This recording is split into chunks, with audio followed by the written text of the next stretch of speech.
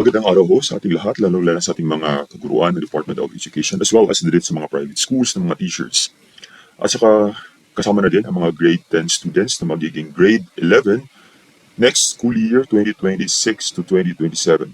Dahil meron na hong strengthened senior high school curriculum. So sa senior high school, this coming year para sa mga grade 11, wala na hong mga strand at saka ibang pang mga tracks. Kasi narito na ho yung strengthened high school na it was successfully tested sa mga pilot schools. So, narito, ating tatalakayin ngayon yung shaping paper pero alam na natin yan. We just have to go to the curriculum guides para sa mga core subjects kung saan you can download it if you want dito sa website ng DepEd. Then, as well as the curriculum guides para sa academic electives, then as well as the Tech Pro electives. So, dalawang electives ito na mga merong kahawig pa rin doon sa old curriculum.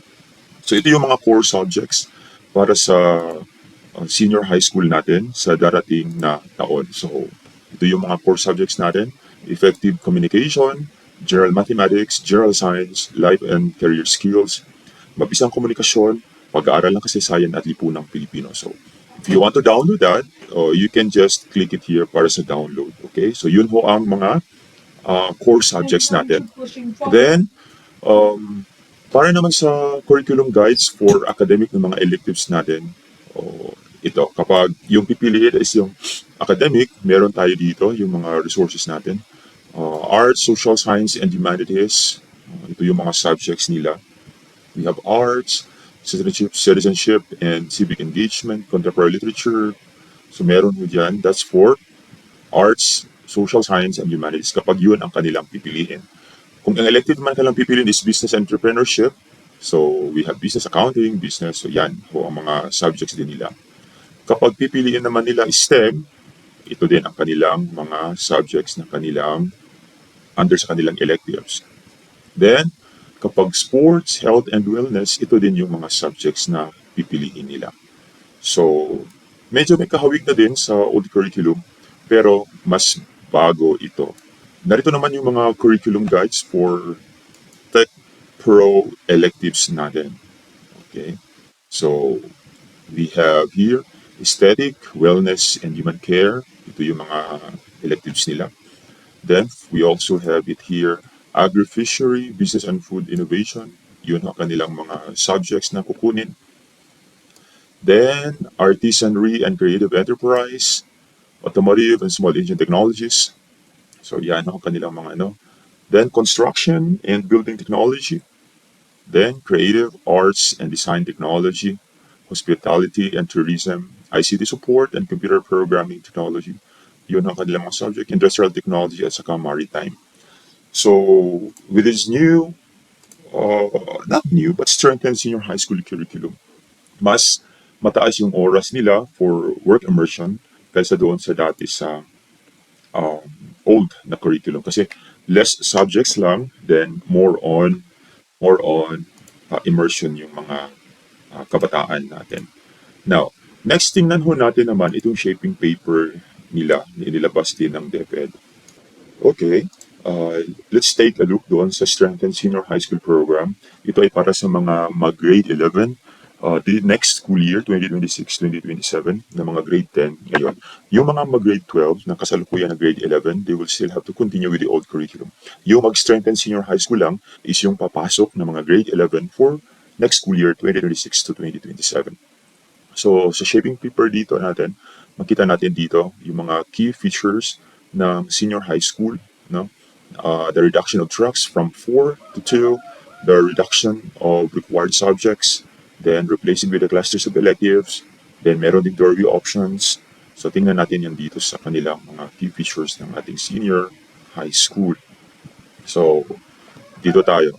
Number 1 is the reduction of tracks from 4 to 2. So, alam mo natin yan na meron tayong 4 na mga tracks sa senior high school. The academic, the TVL, Technical Vocational Livelihood, then sports and arts and design. But dito sa strengthened senior high school, meron tayong academic at saka technical, professional, we call it Tech Pro. Okay? So, then, we also have the reduction of required subjects by streamlining the number of core subjects, academic electives, and Tech Pro electives. From 31 subjects, magiging 7 to 23 subjects lang buong senior high school. So here, kung titingnan natin sa current like today na senior high school, meron yung mga core subjects, meron ding applied at saka specialized. But here, sa strengthened senior high school, meron pa rin mga core subjects, then we have electives. Tingnan ho natin dito.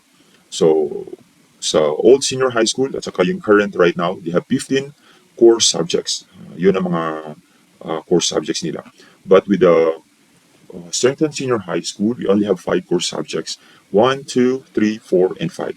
Dito naman, sa mga strands, kasi wala namang mga strands, it will be replaced with electives. So, yung mga clusters of electives natin, academic, we have arts and social sciences, science STEM, sports, business. So, yun ang kanilang mga clusters.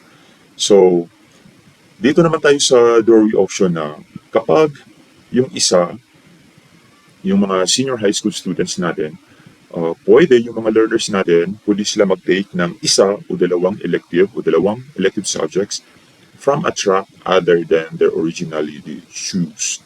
Then, ito din yung revised time allotment per subject. So, yung core subject is 160 hours, okay, offered in 1 year, yung mga core subjects. Then, yung academic electives is 80 hours, offered also in 1 semester. Then, grade 11 Tech Pro electives, 320 hours, that's 1 year. Then, the grade 12 Tech Pro electives, that is also 320 hours in 1 semester. So, that's around 640, okay, during the whole duration of the senior high school. Then extension of work immersion hours from 80 to 320. Then now it will be 320 to 640 hours kasi para mas mataas yung exposure ng mga bata sa kanilang work immersion. Okay? So that's their experience, field experience, sa kanilang field exposure.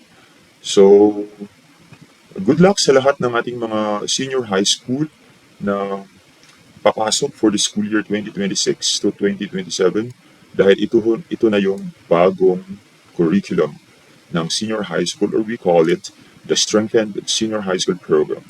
Okay? So, good luck sa lahat.